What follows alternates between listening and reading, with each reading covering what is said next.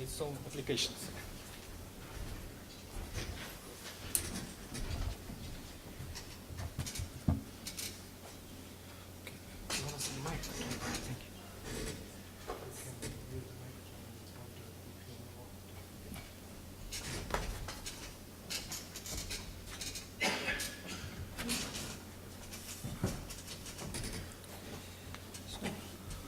Next presentation will be mine. I'm Gabriel Tresta from the University of Cassino, and I'm going to present you my work entitled Computational Simulation of Abnormal Fracture Appearance in Drop Weight Tearing Test of x65 steel using micromechanical modeling. So, everyone knows that the classic sharp impact test was used to identify the transition temperature or the transition zone of a material subjected to the appearance of brittle fracture at low temperature. But the problem is that this kind of specimen is unable to describe the real propagation of a crack into a component, because usually the component have a thickness higher than of the sharp PV notch. So, as an alternative, the drop weight tearing test was proposed to overcome this limitation.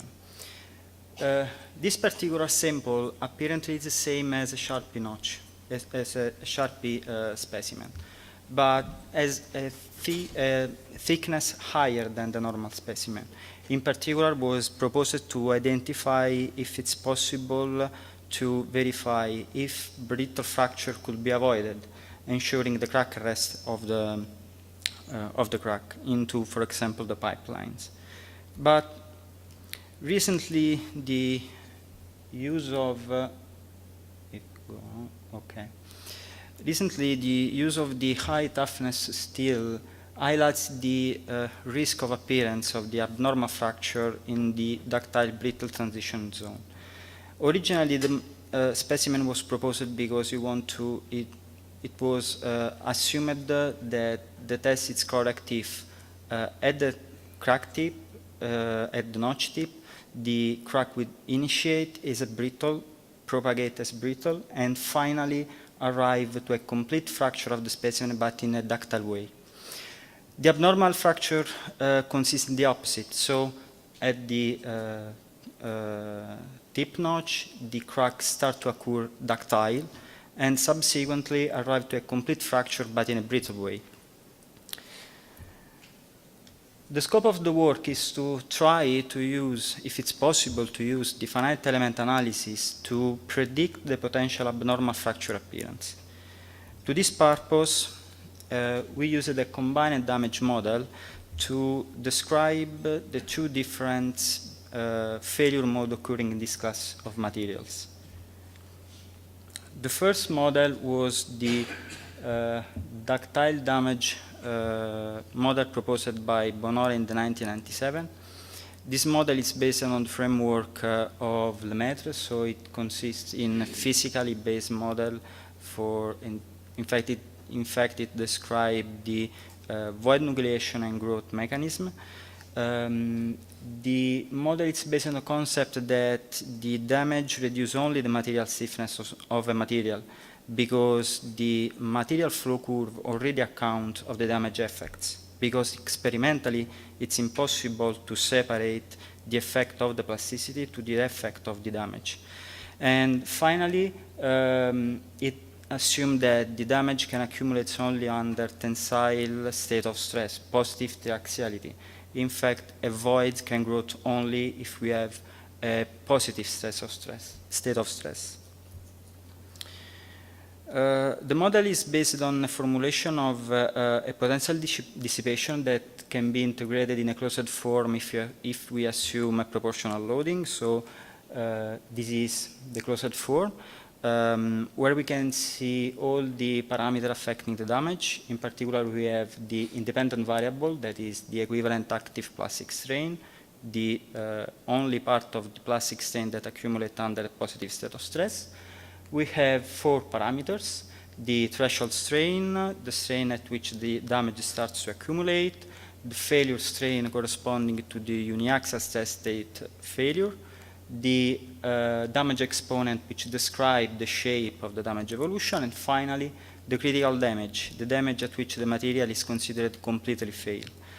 If we consider a damage equivalent to the critical damage, we can rise to the formulation of the failure strain for different triaxiality state if we consider the triaxiality function proposed by Lemaitre.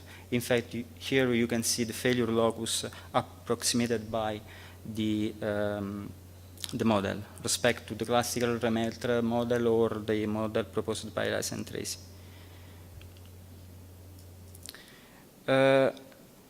Obviously, this model is based on a ductile mechanism of fracture, so it's not possible to use this model to describe a brittle fracture. To overcome this problem, we proposed to use a statistical model proposed by Modry in the 1986.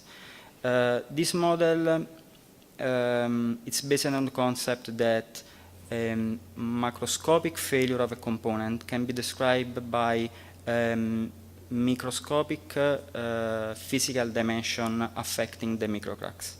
So it introduced the concept of the Weibull stress. The Weibull stress is a sort of, it's not a physical dimension, but it's a sort of measurement of the state of stress into an active volume, a sort of an active volume. We will see in the next slide how we can consider this volume. The statistics of this Weibull stress was approximated by Weibull statistics, where we have the Weibull exponent which describes the shape of the S-curve, and the reference stress, which is the stress corresponding to a 63% of probability of failure. For what concerns the use of this model for material which show high plasticity, high value of plastic work, the model was modified by Modry, adding this second term. As I said before, the model is based on an assumption of a so-called process zone. In the here very numerous number of model was proposed, and we referred to the model proposed by Esposito in Bonora, which considered the process zone only the part of material where the strain overcome the yield condition, and for a triaxiality state positive, because only in this condition a crack can be considered, or a microcracks can be considered as a source of risk. But in the basis, this model was formulated in this way. We can consider every kind of geometry specimen, not only cracked specimen, but a smooth tensile or a notched sample too. If we assume a particular physical dimension as a sort of identification of the failure of the material, we can derive the Weibull stress and then a probability of failure. But a limitation of this model is that when you try to transfer the material parameter identified to different sample geometry, we cannot arise to a good transferability. And what we have proposed as a modification of the original model is concerned about the process zone. Different geometry has different process zone, obviously. So if we assume that the initial value of the Weibull stress when the process zone criteria is satisfied, it can be considered a sort of threshold stress for the calculation of the probability of failure. Obviously, this threshold is dependent on the geometry, on the flow curve assumed, on the process zone criteria itself. But in this way, we were able to transfer the results of different geometry on the same probability of failure. Then we move on the analysis of the material. The material under investigation was the API steel, the x65.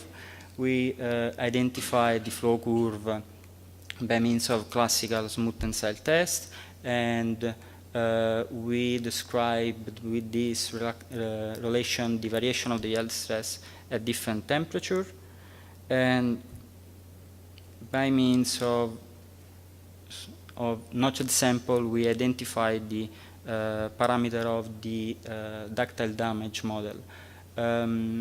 We approach in two different ways. Firstly, we used a simple fitting of the experimental data, but there is a sort of error in this method because except for the notched sample, the smooth tensile test, it's not a proportional load test.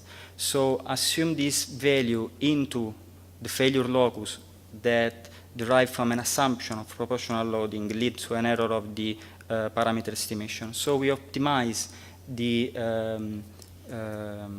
model data, identifying numerically the exact instant where we reach the drop of the load into the experimental test. For what concerns the cleavage fracture, we do not have statistical data of this material, unfortunately. So we refer to the master curve. The master curve is a statistical approach to the fracture. It describes it indicates the fracture toughness of material for three different probability. So for different temperature, we extract three different fracture toughness, and we assume a statistical formulation like the Weibull stress, the Weibull statistic to describe the variation of the probability for different temperature, and all of the data reproduce the same Weibull exponent.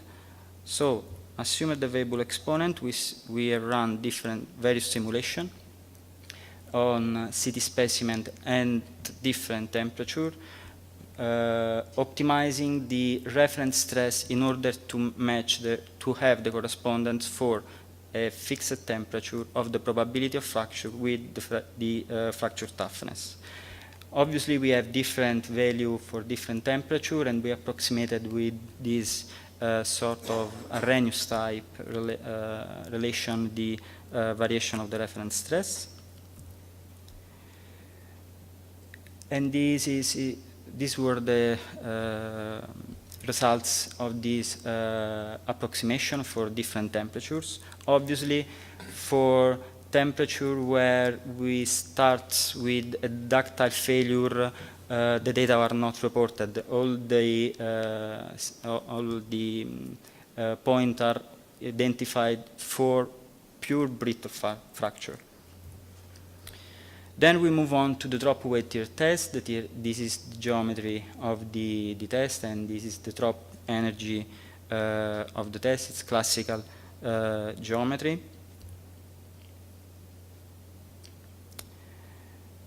And this is the results. For very low temperature or very high temperature, we were able to match the pure brittle and pure ductile failure. Obviously, in pure brittle, we have only reached the probability of failure without an initiation of ductile failure. Instead, for pure ductile failure, we have a complete propagation of the fracture on the specimen section into the transition zone. As you can see, for example, for minus 30 degrees C, we have an initial propagation of the ductile failure. Then in this condition, we have reached the critical value of the probability of a failure. So we were able to identify this combined, this zone of the combined model mode of failure. Finally, in conclusion, a modification of the original Beremin model was proposed in order to transfer the probability of failure to different geometry sites. Then this model was used to predict the failure occurred in pure brittle and pure ductile condition, and then the model showed the capability to identify the abnormal fracture occurrence into the ductile to brittle transition zone. Thank you for your attention.